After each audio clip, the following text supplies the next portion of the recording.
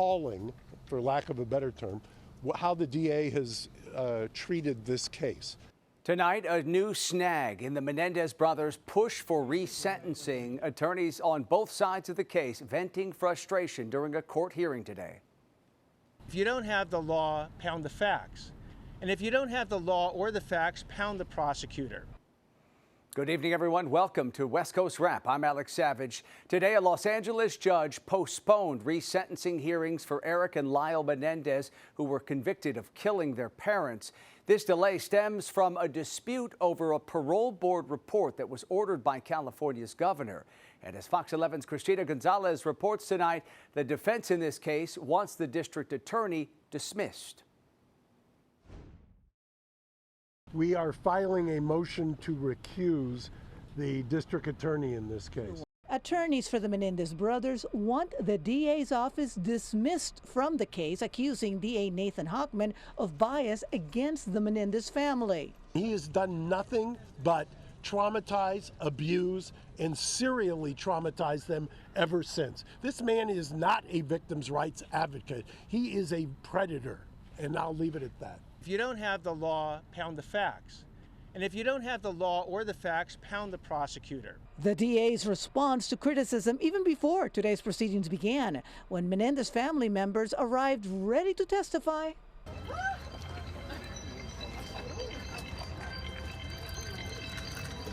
Anna Marie, are you going to take the stand today? Yes. Hugging one another outside the Van Nuys courthouse, Eric and Lyle Menendez appearing on video in the courtroom where their attorney, Mark Garagos, is fighting for their resentencing in the 1989 murder of their parents, Jose and Kitty Menendez. The brothers are serving life in prison without the possibility of parole. Resentencing would make them eligible for parole. And it's actually a parole review that threw the wrench at these proceedings and has the defense threatening to walk out of court. The DA has turned this case on its head. Deputy DA Habib Balian is requesting to use a comprehensive risk assessment done by the parole board as part of a review requested by Governor Newsom to assess if the brothers would be a risk to society if released. They look at all the records, the prison records, the interview records, the reports in the prison. They talk to various people throughout the prison system about the Menendez brothers. Judge Michael Jessic, who said he hadn't even read the report, took a long lunch break to reach the governor's office, find out if they could even use it. The family, meanwhile, still upset. They're here without one member who's been a constant fixture for 35 years. I wasn't ready for this. That's Teresita Barot, Jose Menendez's sister, talking to us at an earlier hearing. Her family saying she was hospitalized Friday from the stress of seeing crime scene photos she had managed to avoid seeing since the murder. She's much better. She was released from the hospital. She's weak but recovering. And that was Fox 11's Christina Gonzalez reporting tonight. A May 9th motions hearing has now been scheduled in this case. That's when attorneys will discuss the admissibility of the state parole board's risk assessment report. The parole board plans to conduct hearings coming up on June 13th. The parole board's findings will then be sent to Governor Gavin Newsom for clemency consideration. Well, today's hearing, as you saw, led to a heated war of words outside the courthouse between LA County District Attorney Nathan Hochman and the Menendez brothers' defense attorney, Mark Garagos. Garagos today called for DA Hochman to be removed from this case, accusing him of bias. Garagos also accused Hochman of re-traumatizing the family by showing those graphic crime scene photos in court without prior warning. Hochman, who opposes resentencing, is working to keep the brothers behind bars, saying they've never fully taken responsibility for their actions. I talked earlier with TMZ's Charles Ladaboudiere about the showdown between these two high-profile attorneys. They both held news conferences, multiple outside of court today, where it's very clear their disdain for each other is, while they may have been trying to hide it initially, now they are, in lawyer terms, really dissing each other when the cameras are on, talking about the strategy that the other side is using and shooting holes in it. TMZ reports Garagos is expected to file a legal motion calling for DA Hochman to be taken off of the Menendez brothers' case. And you can find extensive coverage on the Menendez brothers case at westcoastrap.com. Our online coverage there includes a breakdown of some of today's back and forth in the courtroom between defense attorneys and prosecutors. We turn now to a developing story we're following, and it's being closely watched all across the country and, of course, here in the West. Authorities continue investigating a shooting today at Florida State University that killed 2 people and injured 6 others. One of those injured victims is in critical condition tonight. Investigators confirm the 20-year-old suspect is the son of a local sheriff's deputy and used his mother's former service weapon in today's shooting. The suspect was wounded after police shot him when they say he refused to comply with commands. President Trump says he's been briefed on the shooting, and witnesses are describing the confusion on campus. These things are terrible, but the gun doesn't do the shooting. The people do. It's, a phrase that's used probably too often. I will tell you that it's a shame. All of a sudden, we see everyone from the bars start running. And then in that moment, we're just confused. We're unsure of what's going on. And so we just decided it was best to go seek shelter. Both the FBI and the ATF are now assisting local police with this complex investigation. An Arizona congresswoman says she will travel to El Salvador to try to bring back a man who was mistakenly deported and has now become a symbol of President Trump's mass deportation effort. Fox 10's Brian Webb spoke with her about why she's taking this step to help Kilmar Abrego Garcia. I believe this is a constitutional crisis. We are at a watershed moment in our nation's history. Congresswoman Yasmin Ansari says the stakes couldn't be higher. The Supreme Court orders a man returned to the U.S. The Trump administration admits his deportation was a mistake, but refuses to fix it. But it's clear that this president lied to us when he said we are only going after criminals. That is not the case. They're going after really anyone that they don't like. Kilmar Abrego Garcia is originally from El Salvador, but legally allowed to live in the U.S. on a work permit and a resident of Maryland. But last month, he was shipped to a notorious max prison in his home country. Let me reiterate. Kilmar Abrego Garcia is an illegal alien, MS-13 gang member, and foreign terrorist who was deported back to his home country. But Democrats like Ansari insist this is how dictatorships work, and she should know her family fled Iran. And as the daughter of immigrants who did flee an authoritarian regime themselves, I grew up hearing countless stories about how this can happen, how you think one day you have certain freedoms and the next you can be living in a country where students are abducted, when the press is attacked simply for having a differing point of view or stating the facts. A Maryland senator already tried and failed twice to see Garcia in El Salvador. So how could an Arizona congresswoman do any better? Ansari is determined to find out. It is not a partisan issue. It is about the Constitution of the United States. And if it can happen to Mr. Garcia, I believe it can happen to anyone. And that was Fox 10's Brian Webb reporting tonight. To make this an official congressional trip, Republicans in Congress will need to sign off on it. Otherwise, Representative Ansari will make the trip on her own. Also, California Congressman Robert Garcia has reached out to the House Oversight Committee requesting authorization for a congressional delegation to visit El Salvador. We have an update for you tonight on the Marines who were killed in a crash along New Mexico's southern border. We told you about this last night on the show. The military has identified them as Lance Corporals Albert Aguilera and Marcelino Gamino. Both men were from California. Lance Corporal Aguilera was from Riverside, and Lance Corporal Gamino was from Fresno. They were both based at Camp Pendleton. Their military vehicle rolled over on Tuesday while on deployment in New Mexico. They died after being rushed to a hospital. A third Marine involved in this crash remains in critical condition. Investigators so far have not revealed any more details on the circumstances of the crash. These are the first known military deaths tied to President Trump's efforts to step up immigration enforcement along the southern border. Newly released body camera footage is revealing more of the circumstances surrounding a police shooting in Idaho that is getting national attention. Drop the knife! Drop the knife! Drop the knife! Police in Pocatello shot 17-year-old Victor Perez on April 5th, and he died several days later. Neighbors called police because the autistic teen was holding a knife and reportedly was threatening his mother.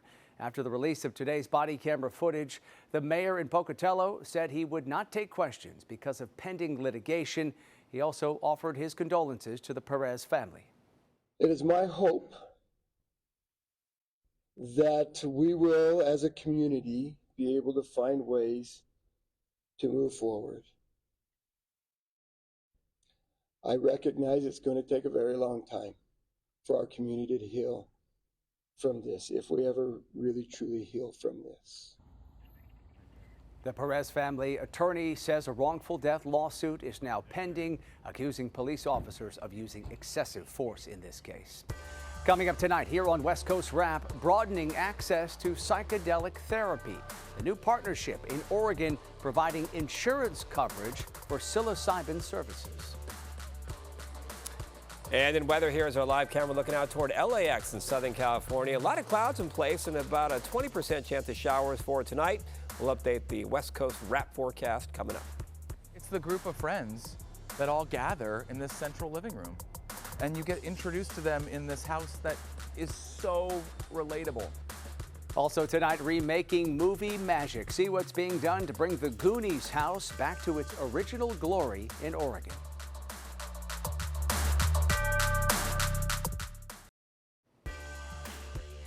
This crosswalk is sponsored by Amazon Prime with an important message. You know, please don't tax the rich.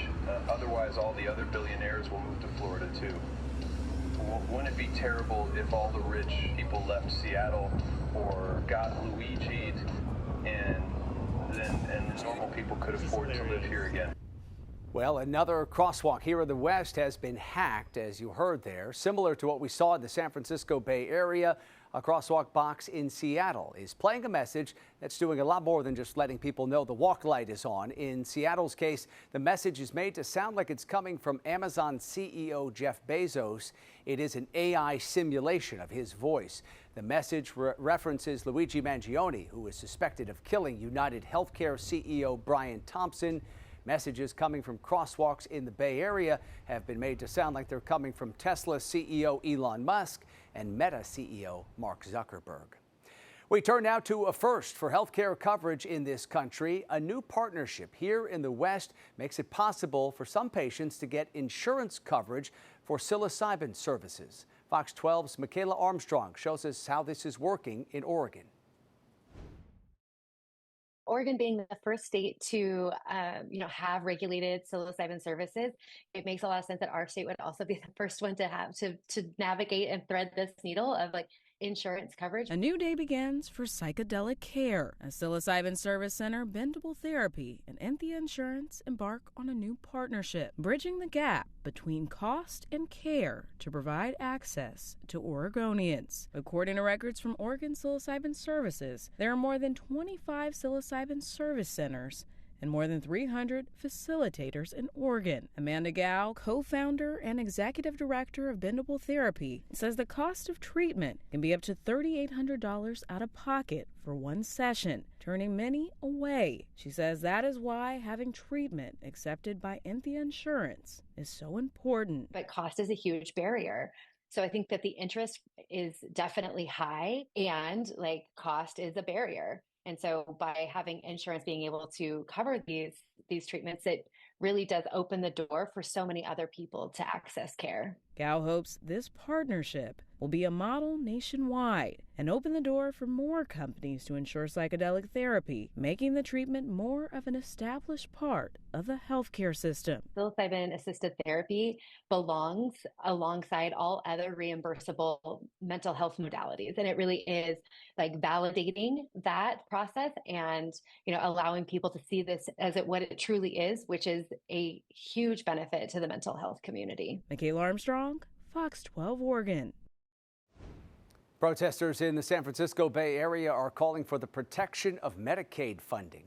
Healthcare is a human right. Healthcare is a human right. We won't give up without a fight. Politicians, healthcare providers, and activists all joined together in front of the Santa Clara County building today. They gathered to protest the Trump administration's latest budget proposal, which calls for $1.5 trillion in cuts over the next decade. They voted to cut $880 billion from programs overseen by Energy and Commerce, 93% of which are Medicaid chips, all health care. That hospitals across the United States will actually close their doors, close their emergency rooms if these cuts go through. Santa Clara County receives about $3 billion from the federal government annually. Shifting now to talk about our weather here in the West, and spring storms are creating some dangerous driving conditions for people in northern Utah. Check out the scene here. Images posted to social media show some of today's heavy snowfall east of Salt Lake City. The plows out, working to keep the roads clear. Traffic managers are urging drivers to stay on top of any road restrictions or closures. And farther north, take a look at what storms left behind in Montana. A mix of rain and snow all across the state yesterday. The man who recorded these images in Browning near the U.S. northern border described the situation as being pretty nasty. For more, let's bring in KTVU meteorologist Mark Tamayo, who is tracking the storms. It also has the forecast for the rest of the West Coast. Yeah, not a lot of fun here in springtime to get that much snow. Yeah, that's right. Looks like the active radar continues, not only picking up the rain, but also, as you mentioned, all the snow coverage here. In fact, a place like Denver, they're going to pick up some more snowfall for tomorrow as we do move into your Friday. But take a look here. As you can see, all the storm reports, especially up in parts of Montana, you can see all these indicate some storm reports and snow reports for this portion of the West over the past day or so. You can see this one report showing you just over 6 inches of snowfall from earlier today. As we check out the view in the Pacific, we're showing you some clouds over the San Francisco Bay Area. Little circulation over Southern California. That's going to bring in the clouds and also the slight chance of a shower. About a 20% chance of a shower for tonight, and also some clouds moving into southern Nevada and parts of Arizona as well. A little bit of a green showing up on the radar as well, indicating some scattered showers. Current numbers out there right now, it is 77 degrees in Phoenix, so they get a break from the heat. Los Angeles in the upper 50s. And then Portland 69, Seattle, a beautiful day with temperatures in the lower 60s right now. This was Seattle today with a high of 65 degrees and lots of blue sky to show you in this picture from earlier today. In San Francisco, some stubborn cloud cover to a good portion of the afternoon. San Francisco topped out 60 degrees. And then down in Southern California, lots of cloud cover here, lower 60s. Kind of a weak system is approaching Southern California, producing the clouds and the cooler conditions.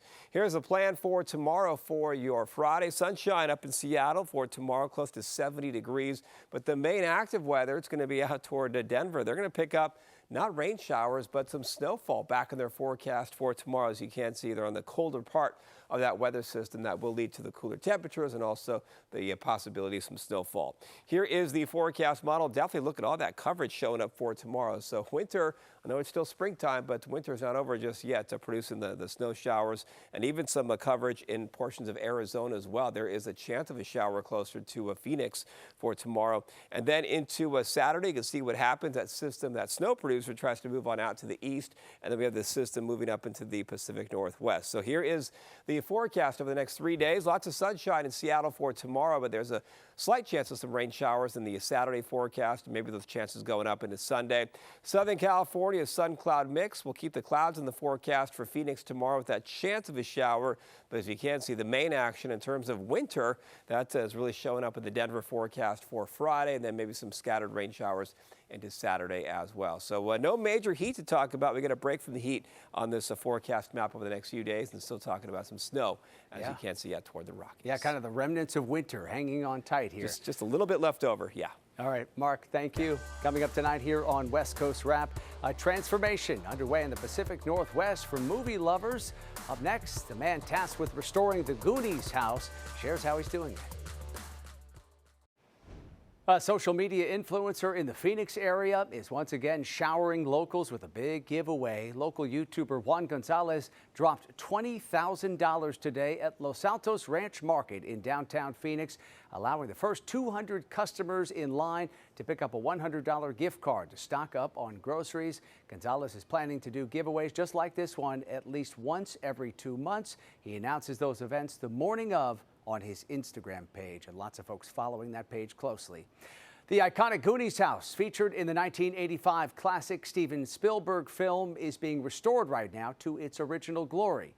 Reporter Julia Lopez is at the home in Astoria, Oregon, where the movie was filmed nearly 40 years ago.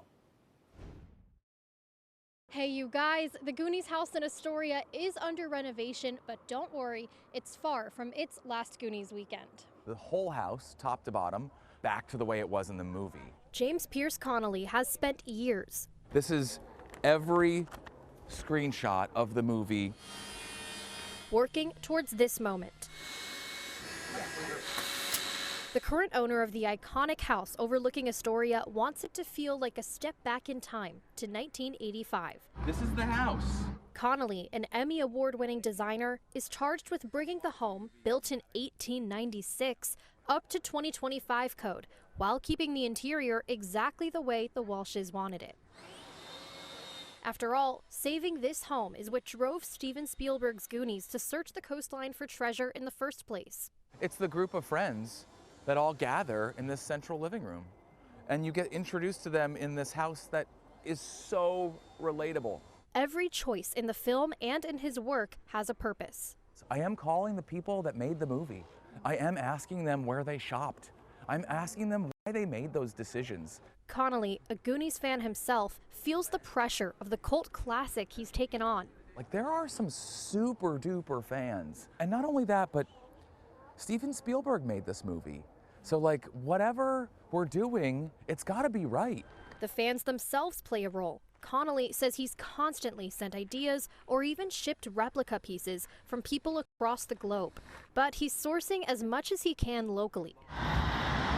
He visited Astoria Vintage Hardware with a mission in mind. That little round white porcelain poles. You just kind of gotta dig into the sand and just look for diamonds. Oh my God. Oh, it's perfect. That's it. It's a treasure hunt. It may not be One-Eyed Willie's rich stuff, but for Connolly, here we go. The perfect find. We're in the right world. That attention to detail will reflect throughout the home. So like everywhere in the house is like nautical stuff? Everywhere. I mean, of course, right? Like we live in Astoria. But now we have other areas of the house to kind of like detail out that weren't in the movie. Perfect. These buoys. I think they're very Oregon coast. While telling the Walsh's story too. I mean, am I getting travel postcards right now that weren't in the movie? For sure. But like, I might just tuck them into different areas in Mikey's bedroom just because he loved to travel. And as the years-long project enters its final phase, I'm single-handedly turning into a Goonie right now. Connolly knows he's part of a local legacy. Astoria is a huge character in the movie, right? They told this story about Astoria. And as you dig into the details, it's not just about Astoria, it's about being a Goonie and what being a Goonie means. Connolly's team hopes to finish the project in the next few weeks in time for the film's 40th anniversary on June 7th. For now, reporting from Astoria, Julia Lopez, Fox 12 Oregon. All right, looking forward to seeing the final product there. That does it for West Coast Wrap tonight. Have a great night.